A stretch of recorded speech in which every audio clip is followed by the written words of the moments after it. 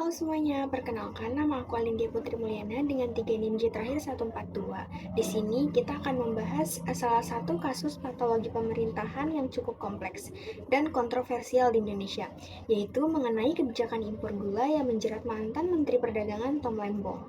Kasus ini tuh bukan hanya soal korupsi, tetapi soal bagaimana kebijakan publik itu bisa berubah menjadi perkara hukum karena lemahnya tata kelola dan koordinasi pemerintahan. Korupsi di Indonesia itu tidak selalu muncul dalam bentuk suap atau gratifikasi. Dalam banyak kasus, korupsi itu justru lahir dari kebijakan publik yang dilaksanakan tanpa prosedur yang benar. Ini menunjukkan bahwa batas antara kesalahan administratif dan tindak pidana korupsi itu semakin kabur, terutama ketika seseorang pejabat memiliki diskresi besar dalam membuat keputusan strategis. Kasus Tom Lembong adalah contoh paling relevan. Pada tahun 2025, ia divonis 4,5 tahun penjara atas tuduhan penyalahgunaan wewenang dalam izin impor gula. Padahal, kebijakan tersebut awalnya dimaksudkan untuk menjaga stabilitas harga pangan. Disinilah pertanyaan tuh muncul. Kayak apakah ini murni korupsi atau kriminalisasi kebijakan? Akan menjelaskan kasus ini dengan menggunakan 5W1+1H. Yang pertama itu Bu, siapa? Tokoh utama itu Tom Lembong, teknokrat ekonomi yang dikenal bersih dan pro-reformasi. Ia menjadi terdakwa karena dianggap menyalahgunakan kewenangan saat menerbitkan izin impor raw sugar. Apa yang terjadi? Selama 2015 sampai 2016, Tom Lembong itu menerbitkan 21 izin impor gula mentah meski stok nasional sedang surplus. Kebijakan ini memicu monopoli distribusi dan menekan harga tebu lokal.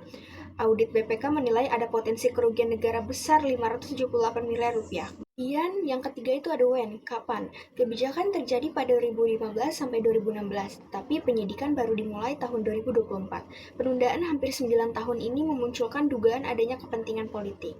Kemudian yang keempat itu ada where, di mana kebijakan ini tuh dibuat di Kementerian Perdagangan dan berdampak pada nasional.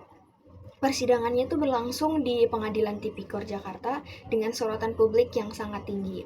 Kemudian selanjutnya itu ada why, mengapa terjadi.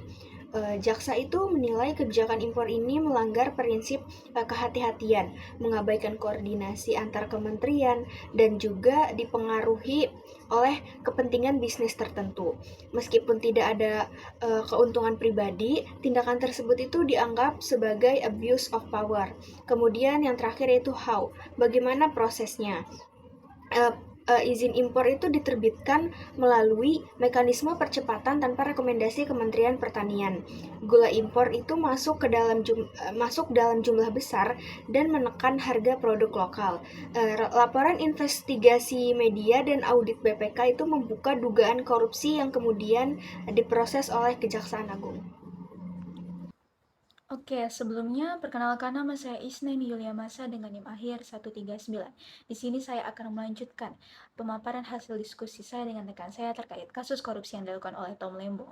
Di mana di sini saya akan menyampaikan analisis kritis. Yang pertama itu ada kebijakan publik tidak selalu dipahami sebagai tindakan administratif yang dilindungi hukum. Ketika prosedur dilanggar, kebijakan langsung ditarik ke ranah pidana.